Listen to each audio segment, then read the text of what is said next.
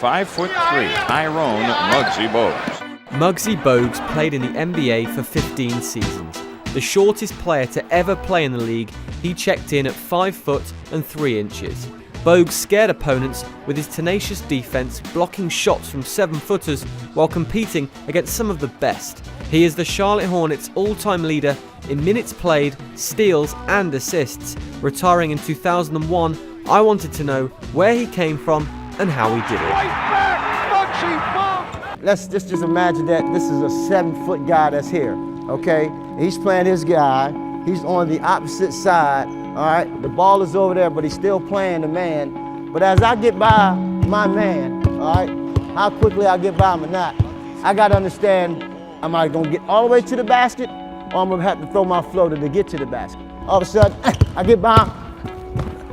I'll get to the basket quicker before you get over there. All right, that's one way. Mugsy, where did he go? You got to have that float in your game. As I'm working my man, and I know that now the big guy came over a lot quicker, I got to get it over top of his hand. So that's where that floater comes in the game. The 1 foot is here, all right? The 2 feet is more or less where it's a push shot. Where we got the guy, we get him down, break him down, whatever it is, and we get by him, and we got that shot there. You don't miss Steph Curry. He's got such a quick release with his shot. How much did you work on catch and shoot, that fast release, because you were shorter than other guys? I tended to make the other guys around me better. So I had to get it off quicker because I was smaller and before the guys got there, you know, because if not, their hand could possibly be able to touch my ball and get a block. You had to have a little more arc on it. Once you hit them hands, you gotta let it go. Gotta let it go. Gotta let it go.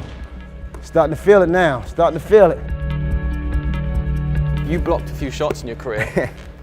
First of all, how did you get that vertical inch jump? What was it, 44 inches? 44 inches. Yeah, I should have ride a lot of bikes when I was younger. Working on my legs, building it up. 10 speeds was a big part of my transportation when I was a kid. I didn't lift weights when I was younger. I was afraid because I was already stocky and thick and had big legs. So I was afraid that if I did any weight training that it was going to make me slow, make me too big. Mugsy's annoying in many ways, Mark. So you grew up Lafayette Projects in Baltimore. Just explain a bit about what that was like. Well, it was challenging growing up in the city of Baltimore. Lafayette Projects, as you just mentioned. A lot of guys, we come out of that area, we projected 20 years old is a lifetime living. So it's a bonus after 20. So, you know, that's the thinking that goes on in that type of neighborhood situation where my mom was a single mom raising us and getting shot at 5 when I was young. There were quite a lot of no's when you wanted to play pickup basketball, for instance. Mm-hmm. So there was alternatives. How did you and your friends used to play? Well, you know, when you see the big guys out there playing and they not letting you play and they don't want to choose you, you got to get creative. You got to find a way or means of, you know, I want to play basketball. So me and my friends, you know, we went and got a couple milk crates, cut the bottom out, tied it up on each end of the fence. And hey, we had our milk crate basketball games. You know, that was dunking the ball all kinds of ways there, you know, jumping off the fence. That's where you got your creativity from. It happens in the house when we used to get our little clothes hanger and put it up on top of the door, get our little 2 pair of socks and roll it up, and we got our ball in there, and we in there just having our own basketball in my hallway, you know, in the projects. Yeah, Hornets have hit 6 of the first 7 shots in this quarter. So many doubts were out there, so many, too many. Right at 86, right after we got to World Games, and went over to Madrid and we won the gold medal. From that moment, I felt like I have an opportunity to possibly play in the NBA. Getting invited to the Chicago draft, the Chicago camp, and at the time, you know, folks had me going in the 2nd round, had Scottie Pippen going the late 1st round. But after that Chicago, Scottie was on my team. We just destroyed that whole camp. And when we left out of the camp, of course, my stock rose all the way up to number 12.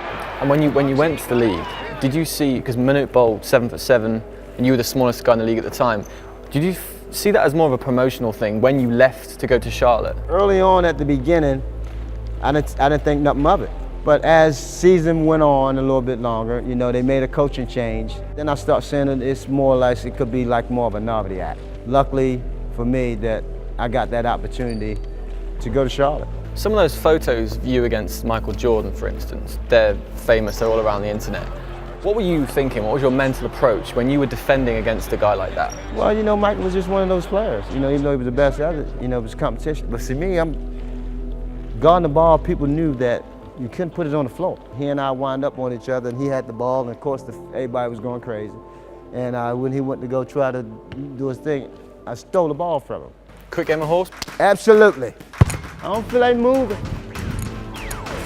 He told me. Yeah. Oh, here we go.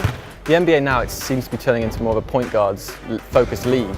Where would you fit into that now if you played in the current era? Tell you what, you can't touch nobody these days. You know, the ball defense is very atrocious, I see. I don't think there's much going on there at all. I'd have been out there just running free. You know, just out there, probably had about 30 assists every night. I got him. I know what he ain't gonna make.